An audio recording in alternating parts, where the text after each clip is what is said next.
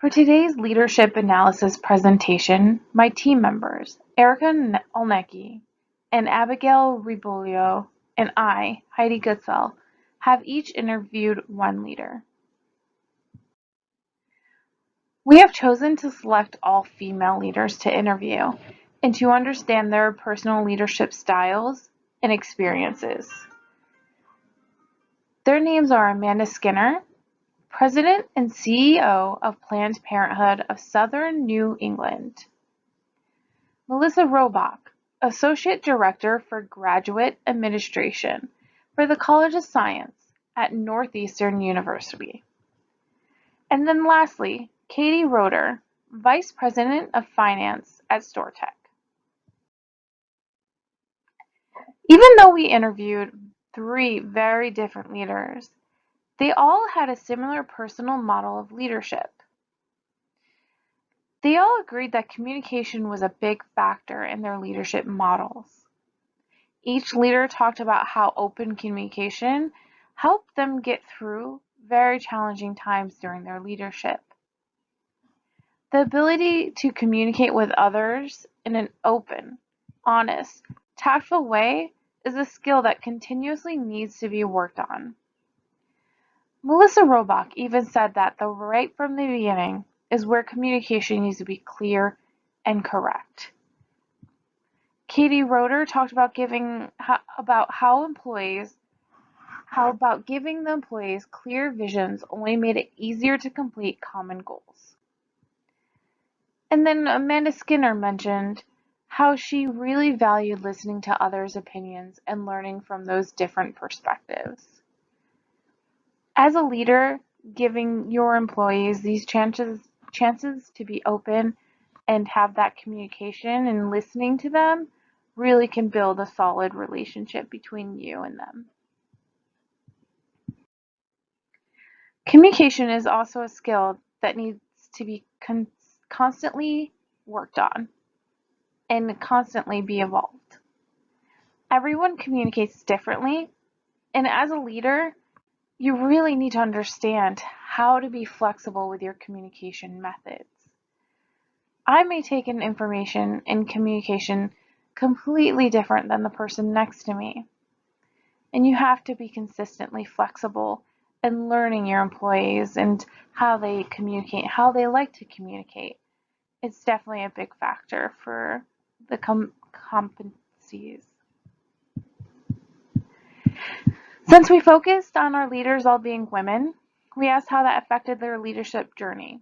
They all said one way or another that it was a big challenge for them and to navigate at points, but it only made them stronger in the end. They were able to be more compassionate and relate to others better because they faced many challenges already. Katie Roeder stated that it made her to be a more confident person because she knew that she needed to stand her ground and not back down when it came to communication.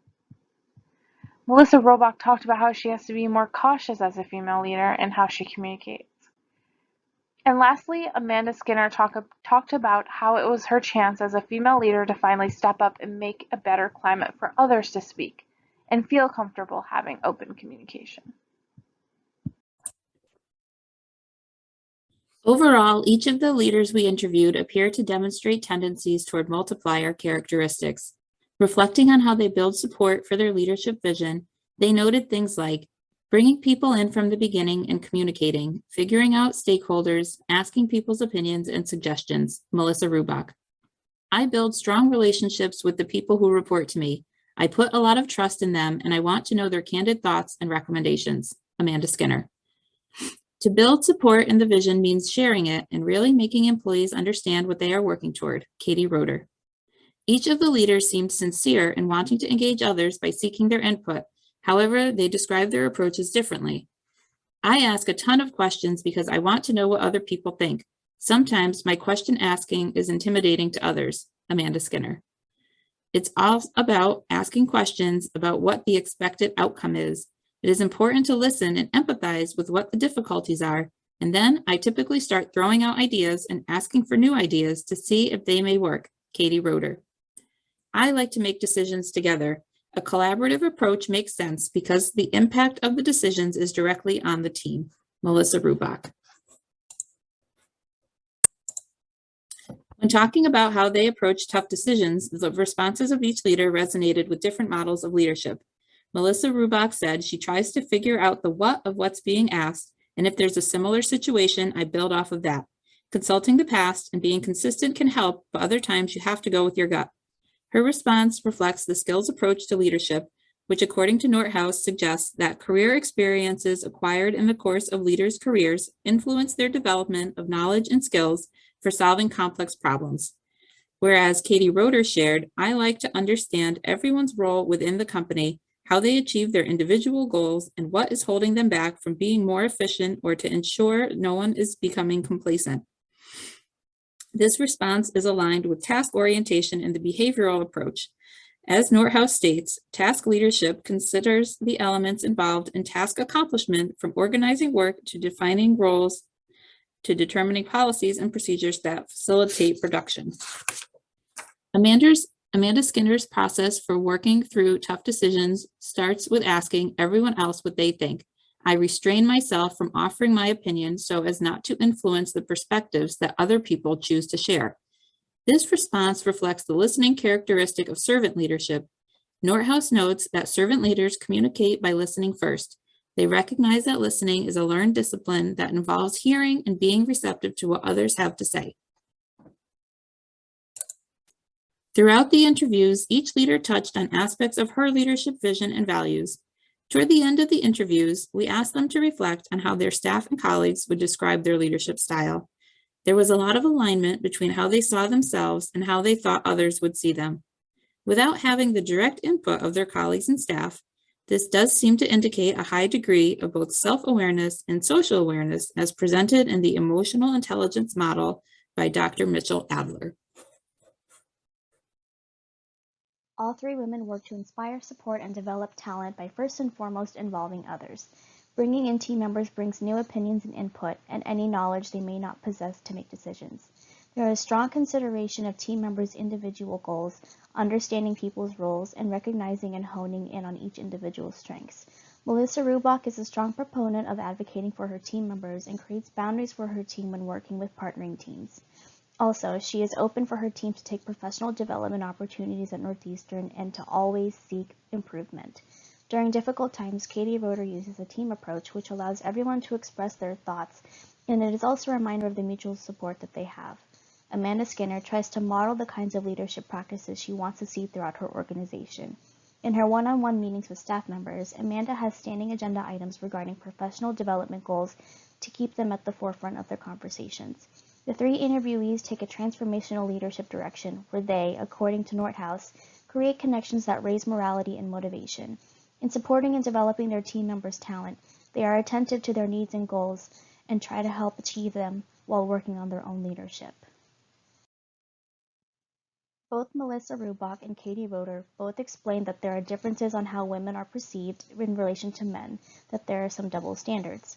For example, Melissa stated that, as a woman, you have to be cautious of how you go about things. Katie also stated that being outspoken or standing up for yourself may seem like combative behavior for a woman, but acceptable coming from a man. As seen in Nordhaus's text, women face significant gender biases and social disincentives when they self-promote and negotiate. There is risk for women displaying these behaviors, but there is no risk for men. For Amanda Skinner, she came up in a generation where female leaders were taught to play the patriarchal game to get ahead. Oppositely, in previous roles creating leadership programs for women, patriarchal leadership models were rejected and more inclusive leadership practices were embraced. She has transferred this into her current role to create a climate where there is space for more emotions, deliberation, and participation. Contemporary ideas of leadership styles are related directly to gender, as they have evolved from traditionally masculine and autocratic to more feminine and androgynous styles of democratic and transformational leadership. This evolution doesn't restrict people to behaviors according to their gender, but rather gives opportunities to engage in the best leadership practices. All three women interviewed looked to others in decision-making processes. They had similar personal models of leadership, putting emphasis on communication as well as looking to others' input. It is important to them to provide a space for open and honest communication. They share their experiences as women in their own leadership journeys and how they have learned to navigate male-dominated spaces. All three demonstrated multiplier characteristics and have different approaches to challenges due to their different leadership styles. In describing them, they presented high social and self-awareness. They take on transformational leadership as well, supporting their team's developments and goals while working on their own.